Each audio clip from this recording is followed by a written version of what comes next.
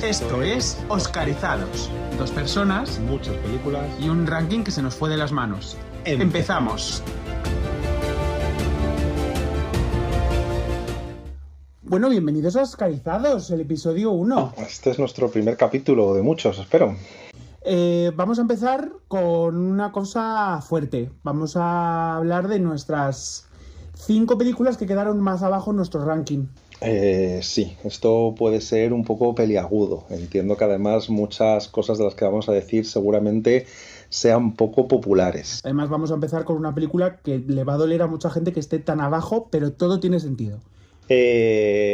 Lo primero que queremos decir es que, bueno, ya lo comentamos un poco en el capítulo de presentación, que todas las películas nos parecen buenas. Todas creemos que son grandes películas, muchas de ellas merecedoras de la estatuilla, otras consideramos que a lo mejor tenía que haber ganado otra, pero en general todas nos parecen buenas películas y las puntuaciones obtenidas son buenas. Quiero decir, la primera de la que vamos a hablar, que sería la quinta por abajo, tiene como nota un 7,45.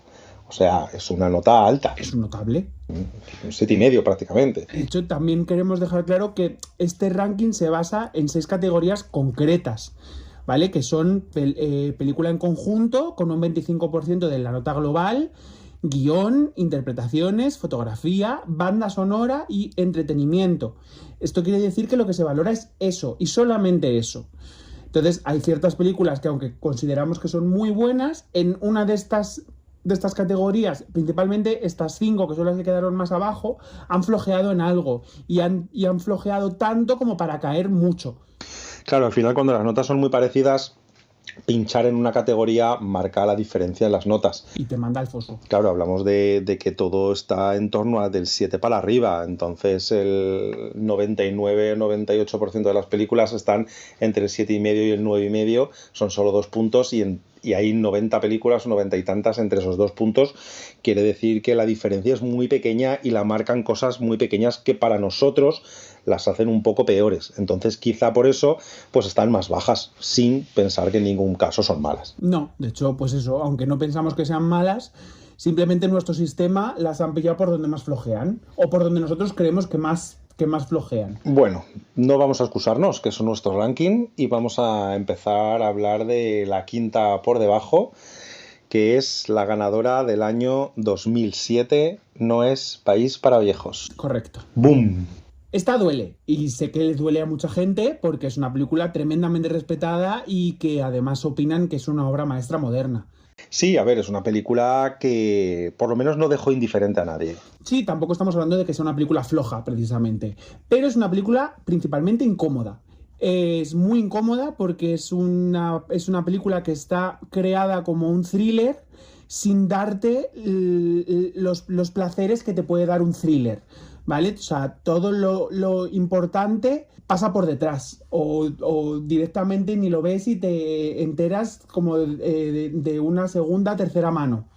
Y sobre todo el final, ¿no? También, sin revelar nada, que vamos a intentar no hacerlo, pero creo que el final es de esos finales que los thrillers suelen ser unos finales muy satisfactorios, y esto para mucha gente supongo que le engrandece el final que tiene, pero no es un final al uso, un final satisfactorio de facto, ¿no? No, y además es una película que es incómoda de ver, tiene una fotografía más bien seca, es muy árida, es bastante precisa porque muestra lo que quiere mostrar, que no es mucho, porque no es una película en la que se recree la violencia gratuita, pero además tiene un diseño sonoro que está muy trabajado, pero que también es increíblemente seco, no tiene música en toda la santa película, y esto para mí fue un problema. Bueno, vamos, yo creo, primero a encuadrarla un poco, ¿no? En el momento, en el resto de películas, lo que ganó esta película. Vale. Esta película gana 4 Oscars, que son el de película, el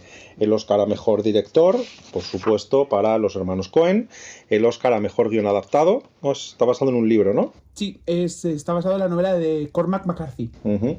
Y Mejor Actor Secundario, por supuesto, Javier Bardem, importante, el único actor español de momento con un Oscar. Correcto. Entonces, evidentemente, es una película importante. Aparte, como dato curioso, también estuvo ese año nominado Alberto Iglesias a Mejor Banda Sonora. No lo ganó, pero estuvo también nominado. Teníamos dos españoles ese año. Y bueno, supongo que la gran competidora de esta película pues fue Pozos de Ambición, ¿no? Una película ay, John Huston. no, perdón, Ay, no, de Paul Thomas Anderson. De Paul Thomas Anderson. Y bueno, supongo que aunque era una película un poquito pretenciosa, creo que era su gran competidora, ¿no? Bueno, Expiación estaba ahí también, que además había ganado el Globo de Oro. Sí, Michael Clayton y Juno, que aunque son menos relevantes, pues bueno. Juno era una película pequeñita, que bueno, sin más, tampoco creo que tuviese pretensión de nada. Michael Clayton, pues bueno, creo que tampoco se esperaban grandes cosas de ella. Expiación sí que podía haber tenido alguna oportunidad, ya que había ganado el Globo de Oro a Mejor Película Dramática, porque la mejor comedia musical ese año fue para Sunito. Y bueno, entre No hay país para viejos y Pozos de Ambición supongo que estaba un poco la historia. Sí es verdad que fue un año un poquito convulso, porque justo era la huelga de los guionistas. Había habido ese año una huelga bastante larga de guionistas a la que se unieron también el sindicato de actores. Esto hizo que además no hubiese gala de los Globos de Oro, no se hizo, fue como una entrega de premios sin más en un ratito. Y claro, pues el miedo a que no hubiese gala y no hubiese entrega de premios estuvo prácticamente hasta el final. 2 semanas antes fue cuando se desconvocó la huelga y se dijo que los actores sí que acudirían a la gala. Entonces digamos que estuvo todo un poquito en el aire hasta el último momento, si bien es verdad que el papel de Javier Bardem parecía casi claro que iba a ser para él. Pero el tema de película, que es lo que aquí nos concierne, bueno, digamos que aunque tenía un grupo de seguidores muy, muy aférrimo, porque creo que es un tipo de película, como dices tú, incómoda, pero a la vez reúne las cosas del thriller, del western, bueno, creo que podía ser una película que llamase mucho la atención a la Academia.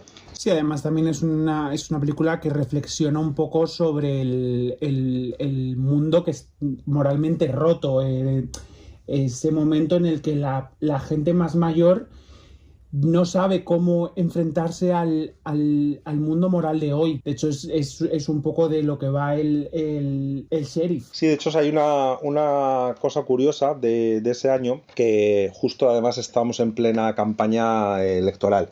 Y estaba, bueno... ¿Estábamos nosotros? No. Estaba Estados Unidos, ¿no? Pero bueno, yo ya me meto en la historia, estaba yo ahí también en la campaña. Y bueno, estaba el nombre de Obama empezando a despuntar y demás. Y bueno, hubo una broma sobre que los Oscar cumplían 80 años, creo que esta es la gala número 80, si no me equivoco, y que decían que ya podía ser el señor Oscar un candidato republicano por la edad que tenía, o sea que eran siempre gente muy mayor. Y bueno, creo que eso va un poco hilado a la película, ¿no? A un mundo en el que la gente mayor pues tiene un lugar, o no tiene tanto lugar, ¿no? Bueno, además viene bastante al caso la anécdota de que Javier Bardem dijo en uno de sus comentarios políticamente incorrectos, como suele hacer él, de que su personaje, Anton Chigurh, está basado en la psicología que él piensa que tiene Bush. Sí, que se fijó en Bush para crear a su personaje, porque para él es un psicópata como era su personaje, ¿no? Sí, bueno, anécdotas que al final quedan ahí. Y bueno, es evidente que su personaje es un gran personaje y su papel es fundamental. De hecho, no hay muchos premios de la Academia a personajes malos, a villanos. No hay muchos y bueno, él es uno de ellos. Además, un villano, supongo un psicópata de manual, además. Sí, además, una de las cosas que más incomoda de él es que no disfruta haciendo nada y que de hecho él mata lanzando una moneda. Entonces es completamente aleatorio que te toque o que no te toque, y si te toca te va a matar, y si no te toca pues se va a dar la vuelta y se va a ir, y aquí paz y después gloria. Y creo que deberíamos hablar de qué es lo que nos hizo diferenciarnos en esta película, ¿no? ¿Cuál fue el real el punto de desajuste entre las votaciones de uno y el otro? Sí, además fue un punto literal, porque por lo que está tan abajo es porque yo le casqué un 1 en banda sonora. Vamos a explicar, la película prácticamente no tiene banda sonora como tal, ¿vale? Carece de música casi en su totalidad, No, casi en su totalidad no tiene música. Tiene un diseño sonoro, pero no tiene música. Entonces lo que marca un poco la estructura sonora pues son los propios pasos, los propios ruidos, entonces creo que eso sí funciona como banda sonora. Creo que es verdad que lo que tú penalizas es que no existe una banda sonora orquestal como tal, y eso es correcto, pero bueno, sí funciona el sonido, funciona como banda sonora argumental, porque creo que al final también le aporta realismo, ¿no?, a la historia. Al final las películas de tensión van acompañadas de música, van acompañadas de ese momento álgido cuando rompe la orquesta, y creo que quitarle esa música le da veracidad a la película, incluso le da que te la creas más, ¿no? Porque en la vida real no vamos acompañados de una banda sonora, y creo que esa atmósfera que crea la hace todavía más cruda. Quizás es verdad que la hace todavía más seca, pero la hace más cruda y la hace más real y más tangible. Vale, yo aquí tengo creo que es la película donde más hemos disentido en algo. Para mí, el cine, que es lo que venimos a ver, empezó siendo sonido y empezó siendo música. Cuando solo había cine mudo, lo que tú oías era simplemente música. Quitarle el acompañamiento sonoro musical a cualquier película, para mí es quitarle la mitad de el alma. Si algo hace una buena banda sonora es acompañar todo lo que está pasando, para bien y para mal. Entonces, quitarle eso, aunque valoro que es una decisión artística concreta, más o menos acertada, creo que hay ciertos momentos donde no sobra, que simplemente cuando van en un coche suena una canción en una radio, ¿vale? Para mí, en esta categoría y cómo estamos puntuando, resta bastante. Y dado que estamos puntuando banda sonora y esta película no tiene banda sonora, le di un punto de gracia por decidir quitarle esa banda sonora. Pero es un 1 porque no hay música. Bien, cada uno es verdad que defiende aquí lo que considera. Yo quería también destacar el papel de Tommy Lee Jones. Creo que está espectacular también en esta película. Y como dato curioso, Tommy Lee Jones estuvo nominado a actor principal, pero no por esta película, sino por otra película que hizo este año, que se llama El Valle de Ela, que no es una película que pasase a la posteridad, pero bueno, justo le dio la nominación que no le dio esta película. Y bueno, está claro que ganando película, ganando director y ganando guión adaptado, no podemos decir que es una mala película, puesto que son tres de los Oscar más importantes, de los Oscar principales, aparte de un actor secundario. Entonces, bueno, está claro que la película funciona, pero a nosotros quizás no nos convenció del todo como para estar más arriba de la lista. De hecho, es una película que no solo recomendaríamos ver, sino que si en algún momento cae, yo la volvería a ver tranquilamente, porque además creo que es una película que trata tantas cosas, es decir, tantas capas, que con los segundos y los terceros visionados mejora. Sí. Bueno, esta película aparte tuvo pues otras nominaciones por las que no consiguió, como pues fue fotografía, por ejemplo. La fotografía es bastante interesante, pero bueno, ahí se lo llevó Pozos de Ambición. Y bueno, creo que es un poco lo que podemos destacar de esta película. No sé si tú tienes algo más que comentar. No, yo por mí está todo dicho. Vale. Podemos pasar a la número 4. La número 4. En nuestro bottom, que es Hamlet, 1948. Y nos vamos muy atrás. Muy atrás. Muy atrás. Estamos ya, pues, gala 2021, o sea, estamos muy al principio. Hamlet, lo más interesante que tiene es 1948. 1948. La nota es un 7,445, o sea, realmente una centésima por debajo de No es país para viejos. Bueno, esto en nuestra lista es bastante habitual y mucha diferencia me parece de una con otra, pero bueno. Fue la primera película británica o no estadounidense en ganar a mejor película. Sí, bueno, aquí tenemos que ponernos en un contexto un poco peliagudo para el cine de la época. Aquí pasaron bastantes cosas y algunas muy importantes que marcaron, yo creo, el cine. Bueno, está claro que marcaron el cine tal cual lo conocemos, y creo que marcó sobre todo el final del cine clásico para dar pie al cine dorado, ¿no?, de Hollywood. Y es que ocurre que en mayo del 48 la Corte Suprema de Estados Unidos dictamina que las 5 grandes productoras cinematográficas, que entonces eran pues la Metro, la Warner, la 20, la Paramount y la RKO, pues violaban la ley antimonopolio y por tanto tenían que deshacerse de sus salas de exhibición. ¿Qué provoca esto? Pues miedo, sobre todo miedo por las grandes productoras que hasta ese momento controlaban todo. La distribución, las salas, el cine. La concepción que había entonces del cine era hacer películas y hacer películas, y era una máquina de generar películas, muchas no muy buenas, o sí, pero simplemente era una máquina de generar películas. Generaban una cantidad ingente de películas para tener las salas siempre llenas y al final era lo que recaudaban. Entonces surgen dos grandes miedos. Por un lado, la televisión. La gente empieza a consumir televisión en casa y a ir menos al cine.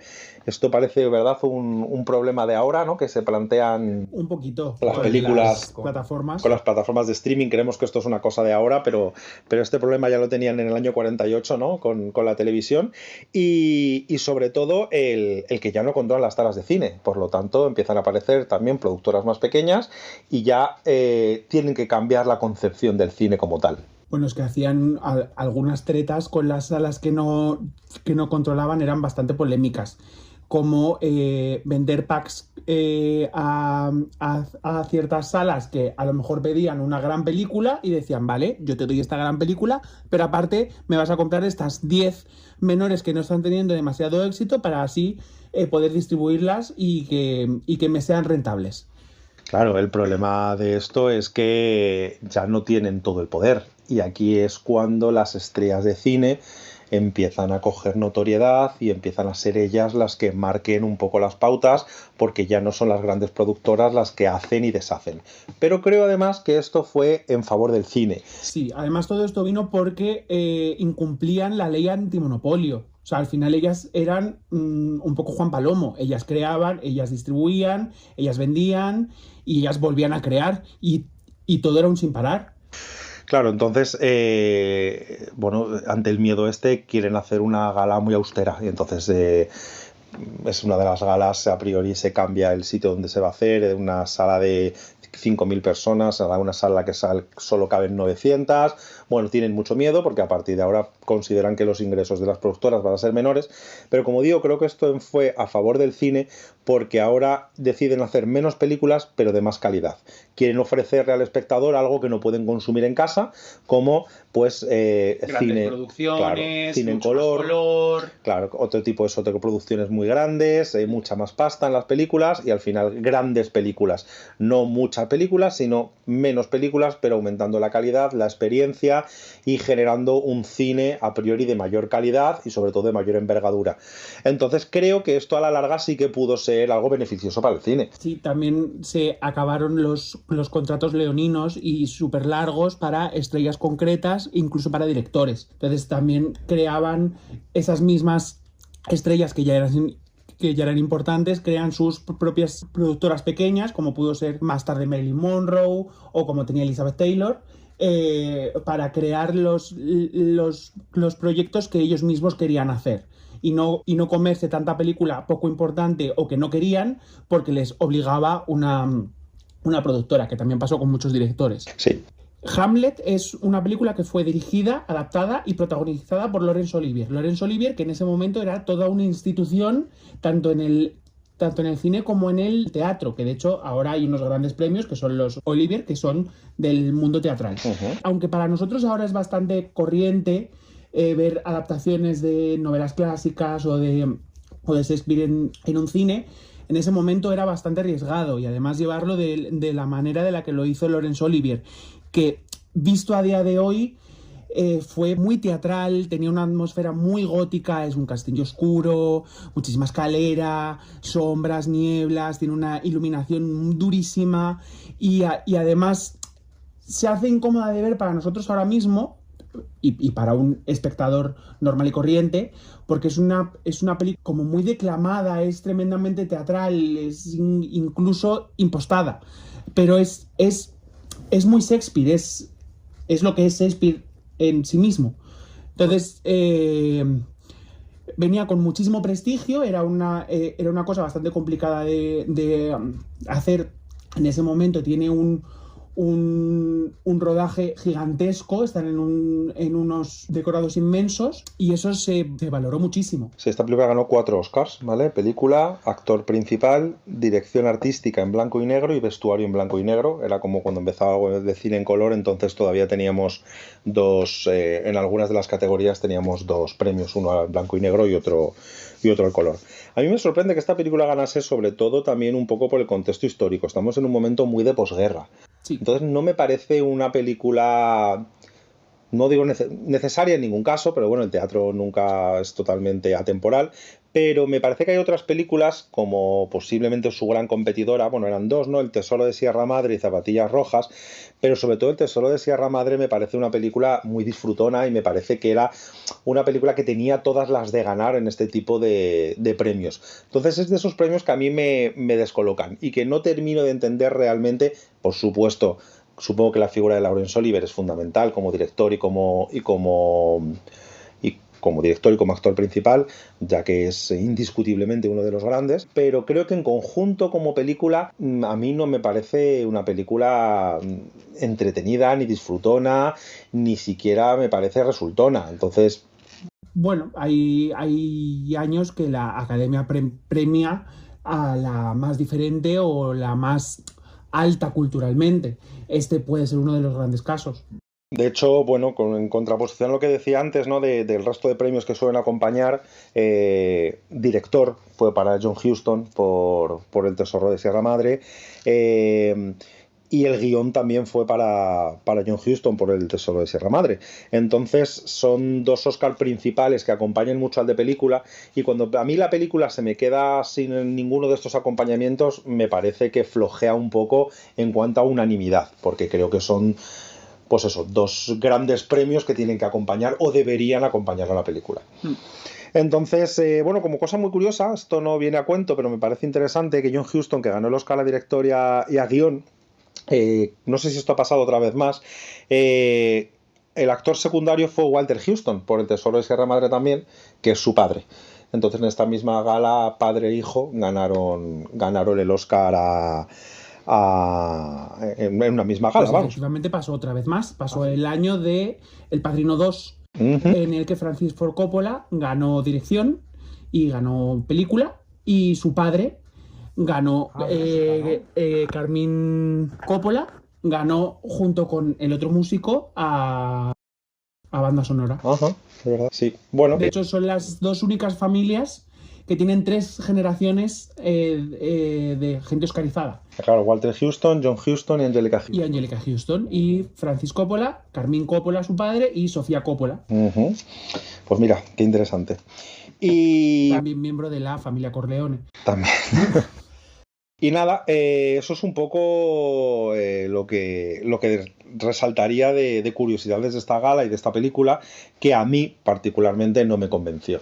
A ver, es una ganadora comprensible para 1948, pero es difícil de defender como experiencia actual. Por ejemplo, es una película que se hace lenta, que además recomendamos ver en la versión original, porque el doblaje en castellano es tremendamente incómodo, porque en el momento en el que no están hablando en un tono muy alto es prácticamente un susurro, y por las técnicas de doblaje entonces se hace muy incómoda de ver, porque tienes que estar subiendo y bajando el volumen todo el rato, o porque no le oyes o porque te deja sordo. Sí, recuerdo que el sonido fue bastante problemático. Y de hecho no recordaba si fue por la versión que elegimos o bueno, porque la película que vimos no estaba bien, pero sí que recuerdo el sonido como algo bastante molesto. Y bueno, eso es indiscutible, ¿no? La puesta en escena de este actor, que es impresionante. También hay que poner en su contra que era muy mayor para hacer de Hamlet. Sí, tenía 40 años cuando Hamlet está alrededor de la veintena, está entre una adolescencia tardía y una juventud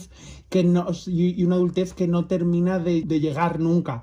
Y aunque no creamos que reste, o sea, esa edad, el personaje de Hamlet cambia.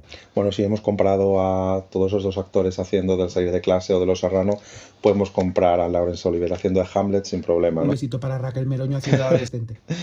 Y bueno, pues en principio esta película no tenemos mucho más que decir sobre ella. Vale, pues pasamos a posiblemente esta sí la más polémica de nuestro bottom. que es Moonlight. Moonlight a mí me duele ya en lo personal, pero esto hablamos ahora. Con un 7,025. Pero no te duele porque esté muy abajo, precisamente, sino que te duele porque tenga el Oscar directamente. Moonlight gana mejor película, gana mejor guión adaptado, que es otro libro. Sí, está basado en la obra In Moonlight Black Boys Look Blue. Ajá. Y actor de reparto para Mahershala Ali o para Javi Mahershala Ali, para mí Mahershala Ali, que tiene 2 Oscars secundarios. Recordemos, el otro es por Green Book, un poquito después.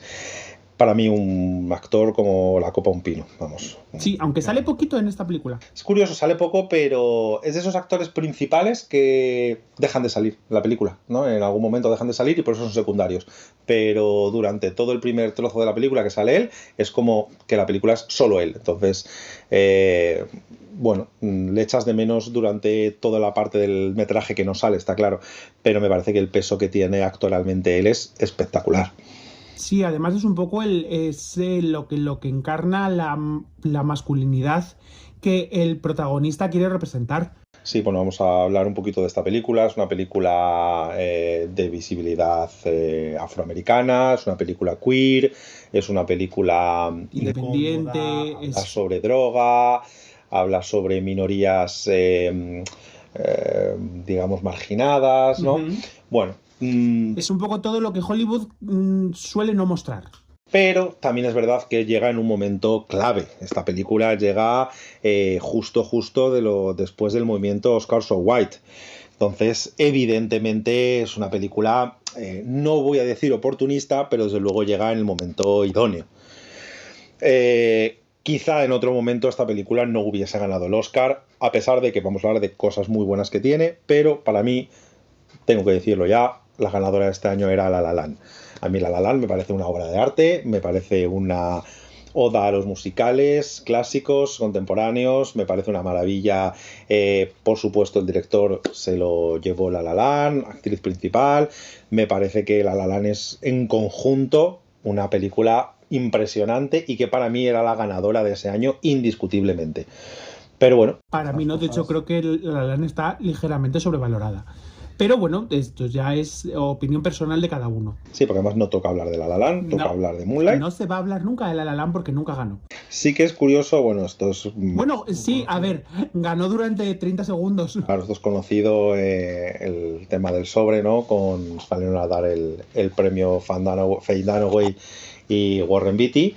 Y bueno, pues Warren Beatty se equivocó, dijo La La Land. Nadie dijo nada, todo el mundo subió a celebrarlo y una vez ya arriba fue cuando salieron a rectificar el error y subieron a recoger el premio de Moonlight. Bueno, aquello fue tremendo.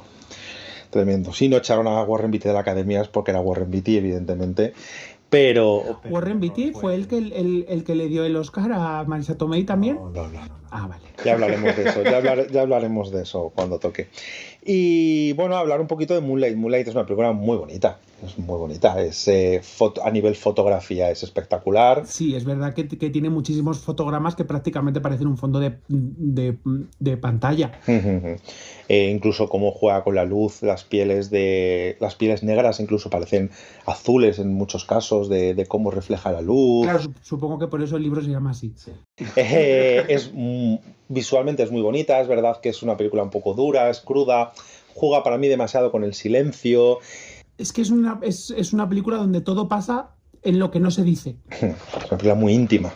Pero bueno, realmente también podemos creer que ganó porque también fue un momento de renovación bastante importante en la academia. Estamos en unos años donde han entrado muchísimos académicos nuevos a nivel internacional, entonces las decisiones son menos convencionales. La La Land representaba el Hollywood clásico, los grandes musicales, las nostalgias, el espectáculo y lo que Hollywood ha sido siempre. Y Moonlight representa todo lo contrario, es una película muy íntima, es una película que está como muy en los márgenes, muy silenciosa, que va sobre la identidad y que muestra lo que Hollywood no muestra prácticamente nunca, que es a los de los márgenes. Y además es una película que es bastante pequeña. pero que simbólicamente es muy grande. Además es una película que ya venía con un reconocimiento enorme, había barrido en todos los premios críticos y que llegaba aquí como una clara competidora. Creo haber leído en algún momento que es de las películas de los Oscar más baratas, de haber ganadoras de premio Oscar más baratas en cuanto a producción. Pero para mí hay una cosa o un motivo que la convierte en la ganadora, que es el sistema de voto. No sé si esto es conocido.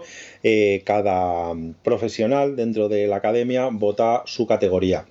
Los actores votan actores, los directores de fotografía votan a fotografía, pero todo el mundo vota a película. Pero esto se hace de una manera diferente, se llama voto preferencial, y entonces tú haces como un ranking, depende del año, porque hasta 2007 eran 5 las películas nominadas, desde el 2009 son 10 las películas nominadas, y entonces tú estableces, digamos, un orden de voto de mejor a peor, por así decirlo. Uh-huh. Entonces creo que el problema de La La Land es que debió tener, considero, muchos primeros números 1, pero supongo que a todo el mundo que no le gusten los musicales, que al final el tema de los musicales es algo muy personal, que o te gustan mucho o los detestas, pues debió tener números bajos. Y creo que Moonlight, por lo incómoda, por el tema, no debió tener grandes números 1 o ningún número 1 o pocos números 1, esto no lo sabremos, pero debió estar entre los votos más altos de mucha gente. Y creo que esto en el cómputo general la posicionó como la ganadora. Este voto preferencial puede ser... lo marca también muchas veces cuando no va acompañado de otros Oscars principales, como puede ser director o guión y demás. En este caso guión adaptado sí se lo llevo, pero no director. Que se reluce ahí un poquito que puede ser que el voto preferencial le haya beneficiado a esta película. Puede ser, es bastante posible y bastante plausible. También podemos mencionar que las otras 3 películas importantes con las que competía, una de ellas era por supuesto La La Land, la otra era Arrival, que también era una película bastante diferente. Podría ser la continuación de Encuentros en la tercera fase para mucha gente, y la otra era Manchester by the Sea, que hablando de películas con contención actoral, esta podría ser una de las más paradigmáticas. De hecho, el actor principal, Casey Affleck, fue el que se lo llevó. Sí, de hecho, yo si tengo que colocarlas en la misma línea, ¿no? Por supuesto los temas no tienen nada que ver, pero hablamos de películas más íntimas, más actorales, con un tema de fondo importante y demás, contenidas en algunos casos, desgarradoras en otros, jugando con los silencios. Yo me quedo mucho más con Manchester by the Sea. De hecho, Casey Affleck me parece que está espectacular, pero en conjunto como película me pareció formidable. Y para mí funciona incluso mucho mejor que Moonlight. O sea, que Moonlight ni siquiera en mi voto preferencial habría estado en segunda ni tercera posición. Nos ha quedado claro que la odias. No la odio, pero desde luego no, yo no entiendo. Creo que sí entiendo la parte artística de la película, la veo, la admiro, pero más allá de eso, a mí como película no me llega. Bueno, pues pasamos a la número 2. La número 2 por abajo. Que es Nomadland. Nomadland. ¿2021? Pues 2020, Nomadland. No, 2021. 2021. ¿Qué nota se llevó?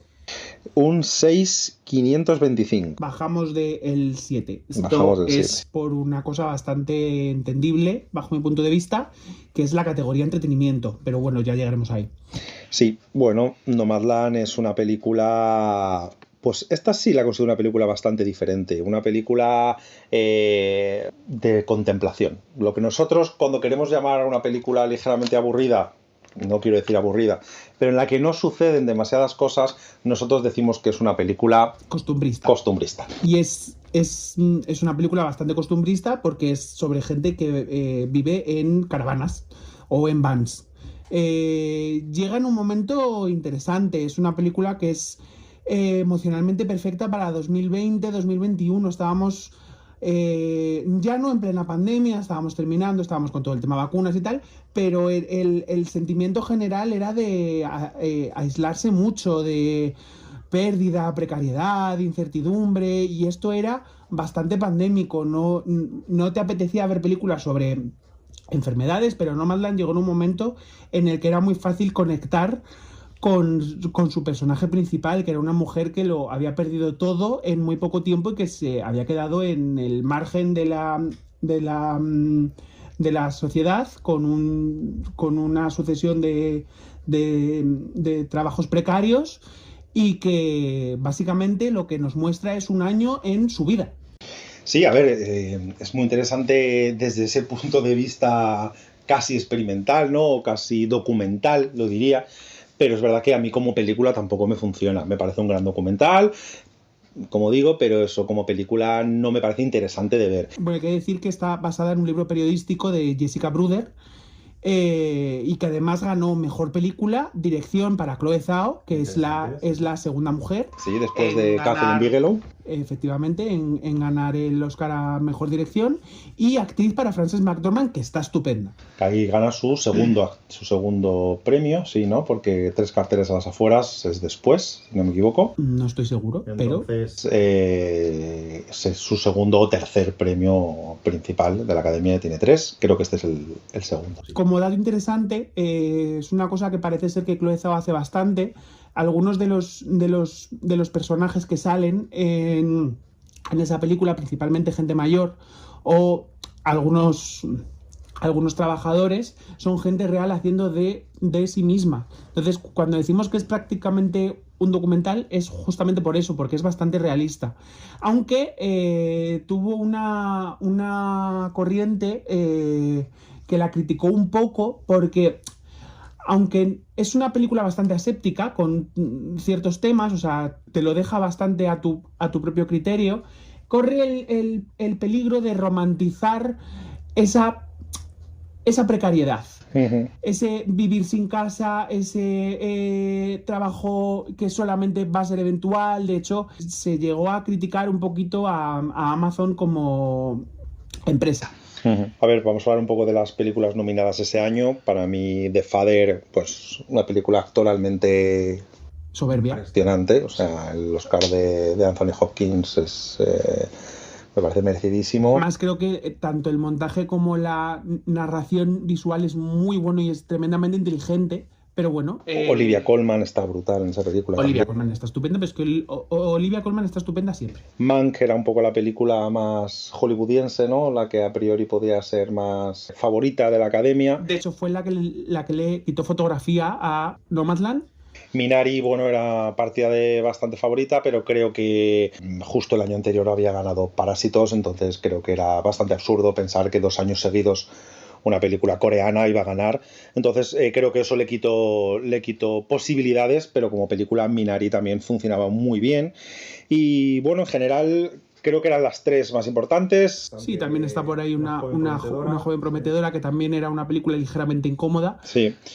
Y bueno, Son of Metal, que bueno, a nivel sensorial es una película interesante, pero bueno, tampoco creo que tuviese muchas más oportunidades. Y bueno, pues eso, Nomadland gana en un año raro, porque era un año raro, porque la gente vivía en una situación extraña, y quizás sí que pudo empatizar con, como dices, con ese sentimiento de soledad, ¿no? que la película transmite.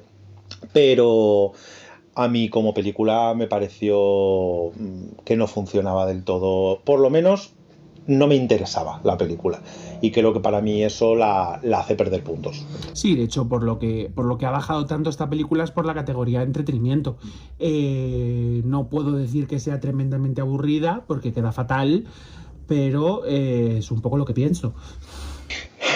Y bueno, vamos a acabar con la última del todo, que es una película que Javi va a defender enormemente, que es Tom Jones. A ver, voy a defenderla porque me toca defenderla, no porque crea en ella. Tom Jones con un 675. Esta película nos pareció, lo voy a decir ahora, nos pareció infumable en su momento, ¿vale? Casi puede con nosotros. Voy a intentar ponerme, que es lo que me gusta a mí, ponerme en la situación, ponerme en el momento y ponerme un poco en lo que se vivía en Hollywood, en la sociedad y en Estados Unidos en particular, para entender por qué esta película gana el Oscar a Mejor Película. Sobre todo porque si criticamos a Moonlight porque ha ganado a La La Land, podemos criticar abiertamente a Tom Jones porque ganó a Cleopatra. ¿Hola? Cleopatra era una favorita, pero Cleopatra tenía, como se dice, mucha basura debajo de la alfombra. Era una película muy polémica, una película que había costado una fortuna, una película que casi arruina a la 20. Que casi se carga a Elizabeth Taylor. Que Elizabeth Taylor estuvo muy, muy enferma, no sé qué cogió, pero sé que acabó con una traqueotomía, ¿no? Sí. Y todo. Tuvieron que parar el rodaje durante muchísimo tiempo. Bueno, fue una película llena de problemas. Ay, pero también fue donde se enamoraron Elizabeth Taylor y Richard Barton. Nada tóxica esta relación. Nada tóxica. ¿Quién no se ha casado 3 veces con la misma persona? Además, esta película creo que creo que esa relación eclipsó también un poco la película y creo que eso la castigó, porque creo que había más foco en el matrimonio Richard Barton, Elizabeth Taylor, que realmente en la propia película, ¿no? El morbo del momento, porque era una pareja totalmente sensacionalista. Elizabeth Taylor era una persona que daba siempre mucho de qué hablar y no siempre bien. Sí, nunca fue políticamente correcta. Y sobre todo eso, una película que costó muchísimo dinero, que tardaron muchísimo tiempo en rodarla, que casi se va al traste en varios momentos, que luego eligieron muy mal la manera de promocionar los premios, intentaron que todos los actores estuviesen nominados. Dicen que fue un error y que mandaron a todos a la categoría de actor principal. Claro, eso es lo que pasó. De hecho, pues, uno de los actores que hace de... lo diré, que hace de Octavio, se queda fuera porque era un papel secundario, y de hecho la 20 le mandó una carta incluso disculpándose por ello, porque había quedado fuera de las nominaciones. Es como si lo hubiera enviado Maui. Era a Roddy McDowall el que se queda fuera. Y bueno, es una película que creo que en Hollywood está un poco harto de ese momento. Es lo que quiero hablar de ese momento. Venimos de que hace 3 años el Oscar a Mejor Película fue para Ben-Hur. Hollywood está haciendo unas mega grandes producciones y la gente empieza a desinteresarle. Empieza a no interesarles ese cine tan interesante, o sea, tan espectacular, tan grandioso, y esas superproducciones creo que se empiezan a hacer un poco pesadas para la gente y empiezan a valorar otro tipo de cine. Aparte, viven un momento un poco convulso, el cine británico ha llegado a Estados Unidos con muchísima fuerza, los actores británicos están comiendo el cine, y ese año todas las actrices nominadas, actriz secundaria, son británicas. Son todas las de Tom Jones, de hecho. Los actores principales, Red Harrison... es el único nominado por Cleopatra, de hecho. También británico, es decir, la mitad de los actores y actrices principales también son británicos. Bueno, están en Estados Unidos, que son pues como son, están muy enfadados, piensan que ya tienen los BAFTA y que han venido a robarle su cine, y digamos que, bueno, llegamos un momento un poco convulso. Está Albert Finney también ahí nominado por Tom Jones, de hecho. Y bueno, es un año, digamos, que empiezan a hablarse a lo mejor otras cosas. Para mí, Tom Jones es una película que no ha envejecido bien. Puedo entenderla en el momento, un cine que es provocativo, es una película... Es bastante fresca para lo que había en ese momento. Sí, tiene un ritmo muy dinámico, es una película muy rápida, es una película con un toque picaresco, casi sexual. Sí, de hecho, lo que nosotros estábamos viendo y lo que comentábamos mientras lo estábamos viendo era como, estamos viendo a Benny Hill en el siglo XVIII. Sí, totalmente, es una película de persecuciones de un hombre y sus conquistas. En realidad tampoco tiene mucho más fondo la historia. A ver, tampoco sabemos realmente cómo, o sea, está basada en una gran novela, de hecho es una novela clásica de Henry Fielding, pero tampoco como lo hemos leído, tampoco sabemos si tiene mucho más peso argumental. Lo que muestra la película es eso, es una serie de aventuras ligeras y varios enredos, muy a lo Benny Hill. Hay bastante cámara rápida, hay mucho chiste que se lleva hasta la extenuación, que a lo mejor para nuestro humor actual ha quedado tremendamente desfasado. Sí, desfasado, y es eso, es esa provocación. Casposo. Sí, es un poco casposo, esa provocación guarrilla me recuerda un poco incluso a las películas estas de las americanas, o sea, de las suecas, ¿no? Las alemanas. Las sí. alemanas y las suecas, ¿no? De ir detrás de ellas y tetas y culos, no sé, me parece un poco... Casi hasta de mal gusto la película en muchos momentos. Tiene una escena súper famosa de un banquete donde parece que la broma funciona, pero la va estirando hasta que llega un momento que dices, es que no tiene ningún tipo de gracia. Entonces a mí es una película que entiendo la frescura, entiendo que buscan un cine que te transmita otras cosas y bueno, puedo intentar entender por qué pudo llegar a ganarlo, pero claro, es que no hemos hablado de sus competidoras ese año. Sus competidoras fueron, aparte de Cleopatra, La Conquista del Oeste y Los Lirios del Valle. Otra grandísima producción, enorme, tremenda. Claro, entonces son unas películas que como películas son mucho mejor películas y cualquiera de ellas ha pasado a la posteridad mucho más que Tom Jones, que creo que es poco conocida entre el público en general. Quiero destacar una cosa curiosa, que es que el Oscar a Mejor Actor Principal se lo llevó en Sidney Poitier por Los Lirios del Valle, sí, siendo el primer actor afroamericano en ganar un Oscar principal. Quiero destacar que los americanos, bueno, todos sabemos que son racistas, pero si algo son patrióticos. Sí. Entonces, mejor un negro americano que un inglés, sobre todo con lo que estaba cociéndose del cine británico. El resto de actores principales nominados eran Albert Finney, Richard Harris, Rex Harrison, entonces eran todos británicos. Y, por supuesto, Sidney Poitier hacía un papelón, pero no sé si realmente la academia de aquel entonces, siendo la academia que era de los años 60, se lo entrega porque realmente consideran que se lo merece o porque al final, bueno, para ellos es el mal menor, porque por lo menos es americano. Claro, es un papelón de Sidney Poitier en Los Lirios del Valle y es otra película que ha pasado a la posteridad mucho más, por supuesto, que Tom Jones. Que de hecho nosotros no la habíamos oído nombrar hasta que nos tocó verla. Sí. Y si no lo hubiésemos visto, para mí no hubiese pasado nada. No hubiéramos perdido nada, pero bueno. Este es nuestro Top 5. Lo interesante en este caso es que ninguna cae exactamente por lo mismo. Que cada una peca de un déficit de algo de los dos. Sí. Bueno, todas son buenas, se pueden, bueno, para mí Tom Jones no lo es, pero todas se pueden ver, todas son interesantes. No es País para Viejos y Moonlight me parece que son buenas películas. Hamlet a mí me parece pesada y me parece un poco innecesaria. Nomadland me parece que no funciona como película, sino como documental, y Tom Jones pues no la entiendo. Creo que podría haber sido un corto humorístico y más allá de eso, para mí no funciona. Ese es un poco mi resumen. Creo que Tom Jones es un libro bastante gordo como para hacer un corto. Sí, bueno, pero creo que como lo que ocurre al final se resume en un hombre persiguiendo señoritas, pues creo que lo podríamos haber resumido en eso. ¿Tienes tú algo que comentar así, cortito? No, yo creo que ya estaría, que ya se nos ha hecho bastante largo para ser un primer capítulo. Bueno, yo sí quería contar que bueno, ese año estuvo también nominada Shirley Marlene y Natalie Wood, Shirley Marlene por Irma la Dulce, que a mí me parece una película preciosa.